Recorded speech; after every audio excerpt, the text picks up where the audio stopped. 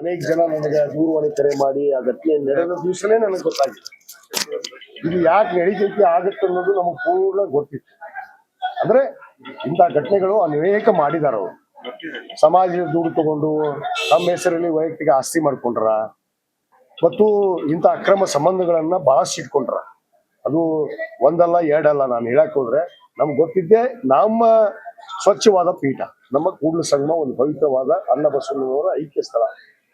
ಆ ಒಂದು ಪವಿತ್ರ ಕ್ಷೇತ್ರ ನಾನು ಅಪವಿತ್ರ ಆಗ್ಬಾರ್ದು ಅನ್ನೋದು ಮಾತನ್ನು ಕೂಡ ನಿಮ್ಮ ಮಾಧ್ಯಮಕ್ಕೆ ಹೇಳಿದ್ದೆ. ನಾನು ಆ ಅಪವಿತ್ರ ಮಾಡುವಂತ ಶಕ್ತಿಗಳು ಬಂದು ಅಲ್ಲಿ ಕೂಡಬಾರ್ದು.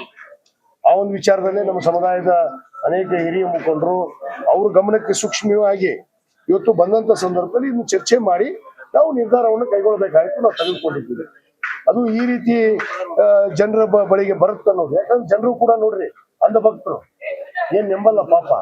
ಕಾವಿ ಅಂದ ತಕ್ಷಣ ಏನೋ ಒಂದು ಅಪಾರವಾದ ಗೌರವ ಇಟ್ಕೊಂಡ್ರು ನಮ್ಮ ನಾಡಿನಲ್ಲಿ.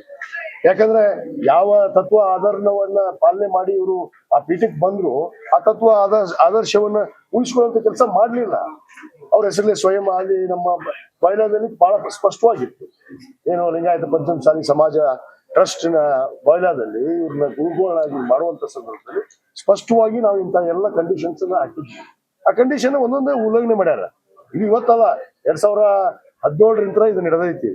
ಅದು ನಡೆದಂತದ್ದನ್ನು ನಮ್ಮ ಹಿರಿಯರು mister Basavagouda Patil Yatnal, mister C Patil, mister Arvind Bellad ಮತ್ತು ಅನೇಕ ನಾಯಕರ ಒಂದಿಷ್ಟು ಜನ ಅವರೆಲ್ಲ ಉತ್ತರ ಕೊಡ್ಲಿ. ಅವ್ರಿಗೆ ಸಪರೇಟ್ ಪೀಠ ಮಾಡ್ತೀವಿ, ಅವ್ರಿಗೆ ಮಠ ಕಟ್ತೀವಿ, ಅವ್ರಿಗೆ ಸಂಸ್ಥಾ ಕಟ್ತೀವಿ ಅಂತ ಹೇಳಿದ್ರಲ್ಲ, ಕಟ್ಕೊಳ್ಳಿಲ್ಲ ಮಾಡ್ಲಿ. ನಮ್ಗೇನ್ ಬೇಡ, ನಮ್ದೇನಿದೆ ಸಂಬಂಧನೇ ಇಲ್ಲ. ನಾವು ಸಂಬಂಧ ತಗೊಂಡ್ಬಿಟ್ಟಿವಿ. ಅವರ ವಿಚಾರ